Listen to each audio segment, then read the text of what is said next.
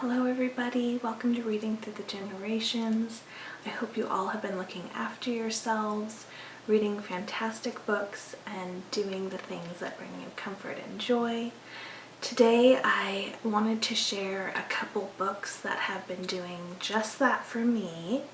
The first one being Ukulele Crazy by Mike Evans. Everything you need to know about the ukulele and how to play it. I am taking part in Cynthia Lynn's 100 Days of Ukulele Challenge, where every March 1st to June 8th, I believe, you try to practice the ukulele every single day for however long you want, and you just work on your goals. And one of my goals is to improve upon my chord library. So this goes into detail about the history of the ukulele, various performers and bands that were famous for their craft. But what I also love about it is that there's sheets of music. So one song that I try to have a different song every week, and the song for this week is Willie Nelson's Bring Me Sunshine. So I've been working on trying to memorize the chords for this one, and it's been really, really fun.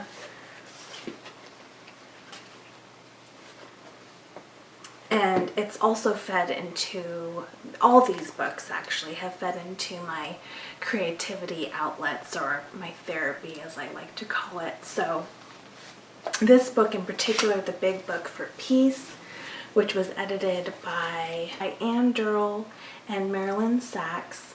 So in the late 80s, Durell and Sachs reached out to various children's book authors and illustrators, and this is a collection of all of the kind-hearted, generous artists who responded.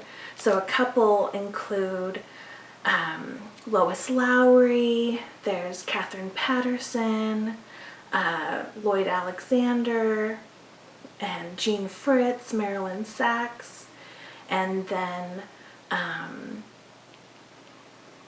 illustrators include Barbara Cooney, there's Terry Sloat, Leonard Fisher, Thomas B. Allen, and so many of these spoke to me. Yeah, this is a special one, loved it. And speaking of Katherine Paterson, I was gifted her newest book for my birthday. This is Jella Lepman and Her Library of Dreams, the woman who rescued a generation of children and founded the world's largest children's library, illustrated by Sally Deng. This is just absolutely inspiring. Let me show you some of the line pencil sketches. And I love this because it's both, there's also photographs in this book. Oh, here's another one I love, of her reading all the letters from the children after they've received their books. Here we go. This has some of the photographs, real life photographs. But yeah, Jella Lepman was a Jewish woman who was fortunate enough to have fled Nazi Germany, and knowing the power that books have for when we go through crises, she pled for various publishers all around the world to donate books to all the children in war-torn Germany. And that basically, those thousands of books was the foundation for IBI. IBI stands for the International Board on Books for Young People, as well as the largest youth library, the International Youth Library. Recommend this one. I love Katherine Paterson.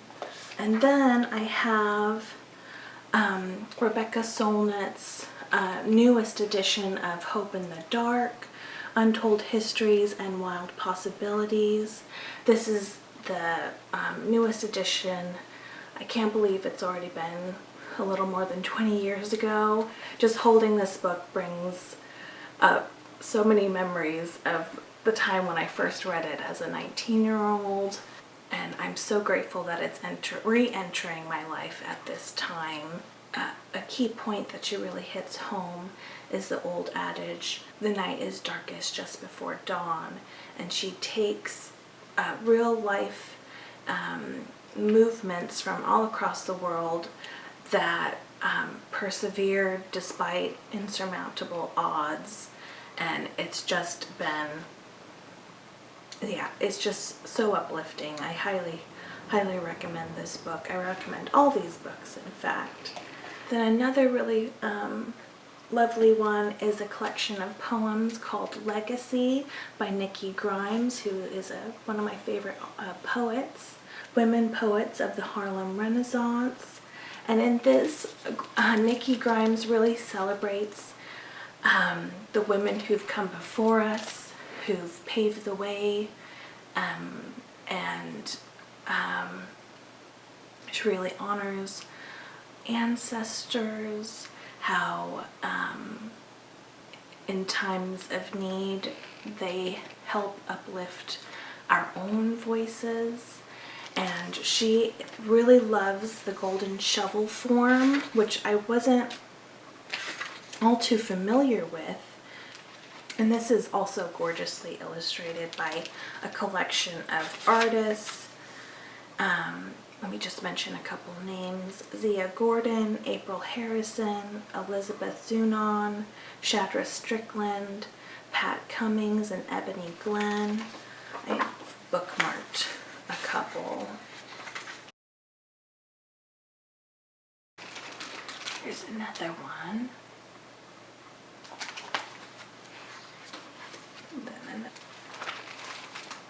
There we go. Just gorgeous. But yeah, she uses the golden shovel form, which is where it's so creative. I love it. You take a line, or you can take a line or the last words of a short poem, and you create an entirely new poem using those words. So, for example, in Angelina Weld Grimke's poem At the Spring Dawn, she's put in bold the line that she's going to recreate in her new poem.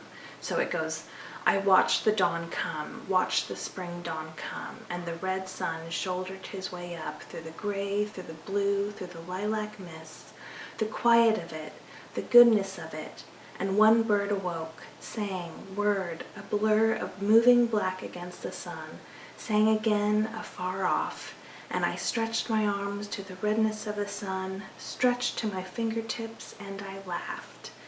Ah, it is good to be alive, good to love at the dawn, at the spring dawn. So her poem, she's highlighted in bold font the line that she's going to use. Those words, each word is going to be the final word in each line of her poem. So she's called her new poem Faithful, and she writes, the punctured ozone layer bleeds radiation, and we offer complaint without apology for the years of desecration Earth has suffered. Red is no longer the color of jubilation, but warning. The sun will now allow wildfires to run rampant. Nature shouldered the brunt of man's mistreatment too long. Now it's his turn to pay. Even so, it is the way of creation to be faithful. Notice, each dawn the sun comes up. Powerful stuff. And then I have to mention an incredible audiobook called The Book of Hopes edited by Katherine Rundell. So similar to Jella Lepman, Katherine Rundell understood how essential literature is in times of crises for children, and so she reached out to various friends of hers that were children's book authors and asked for submissions, and they all submitted just a little piece of themselves in hopes that they would console and ignite hope in all of us. So these are all the lovely books that I'm going to see if I can hold them all up. But yeah, these are all the lovely books that have been uplifting me these days. Please let me know how you all are doing, if what hobbies and what books you've been enjoying, and I'll see you guys next time. Thanks so much. Take good care. Bye-bye.